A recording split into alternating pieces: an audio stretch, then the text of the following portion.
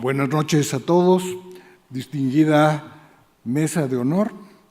Le doy las gracias al doctor Francisco Javier Gómez Pérez por haberme invitado a participar en esta reunión de la noche, distinguidos académicos, amigos todos. Bueno, mi participación en este estudio ha sido la siguiente: medir la variabilidad de la frecuencia cardíaca en el dominio del tiempo y contestar o tratar de contestar varias preguntas, o por lo menos algunas. Y fueron las siguientes.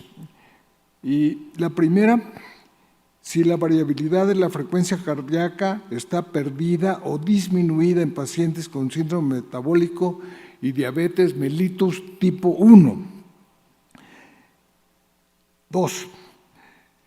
Saber si la duración de este problema condiciona un mayor riesgo de producir neuropatía o disfunción autonómica cardiovascular. Número 3. ¿Cuál es el riesgo de sufrir disfunción autonómica cardiovascular cuando un mayor número de componentes del síndrome metabólico estaban presentes? Y las respuestas a estas preguntas son importantes para el manejo de los pacientes con síndrome metabólico, con y sin diabetes mellitus. Primero, quiero decirles que es muy importante medir la variabilidad de la frecuencia cardíaca latido a latido, y por eso está el índice delta del intervalo RR. Nosotros lo medimos dentro del índice delta de del pulso, que tomamos con un aparato muy especial, que es el aparato que se utiliza para medir la variabilidad de la frecuencia cardíaca y de la presión arterial en los astronautas. Y esta máquina se llama Porta-Press. Entonces, este índice, delta índice, que mide la short-term variability, la variación no a largo plazo o circadiana o horaria, sino la latido a latido, la medimos en posición supina, en posición de pie y en posición sentada, y con respiración rítmica a razón de 0.1 Hz.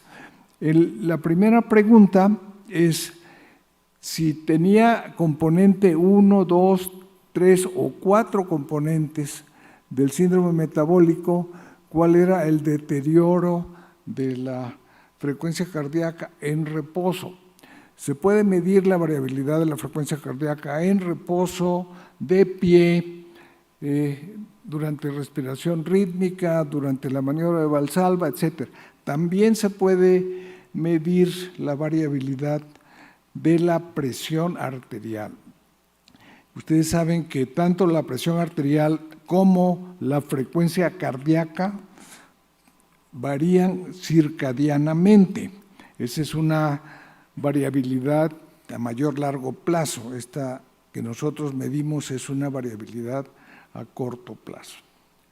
Y vimos también la neuropatía autonómica cardiovascular, y bueno, esa es una forma de decir, yo creo que quizá a lo mejor sea disfunción autonómica cardiovascular, porque la disfunción autonómica se va presentando paso a paso, digamos, en el individuo que adquiere síndrome metabólico solo antes de desarrollar diabetes mellitus tipo 2.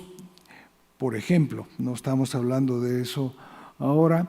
Se puede medir las fibras de calibre delgado dentro de la córnea a través de un estudio de microscopía confocal de la córnea.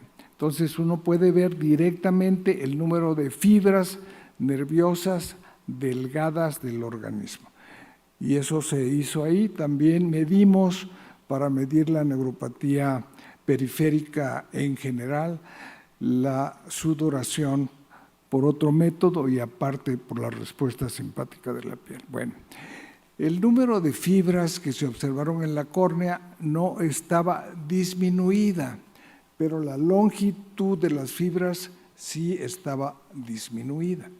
Entonces, es muy importante que ustedes sepan, ya lo va a presentar el doctor Cuevas después, que medimos entonces la densidad de las fibras dentro de la córnea, de las fibras autonómicas delgadas. Y también medimos la presencia de neuropatía por la presencia o ausencia de sudoración. Bueno, si hay 4 componentes del síndrome metabólico, en este caso en pacientes con diabetes mellitus tipo 2, entonces la posibilidad de que la persona tenga neuropatía autonómica cardiovascular o que tenga disfunción autonómica cardiovascular va aumentando de manera muy importante. Por ejemplo, si tiene un componente es el 10% y si tiene 4 componentes es el 30%. Entonces, más bien es el riesgo. Este es un estudio del riesgo. Entonces, es un estudio muy, muy interesante que yo había visto ahora en persona hacerlo. Nunca lo había hecho anteriormente. El delta índice en reposo del intervalo RR contra los años de seguimiento. Los años de seguimiento aquí es la variable independiente.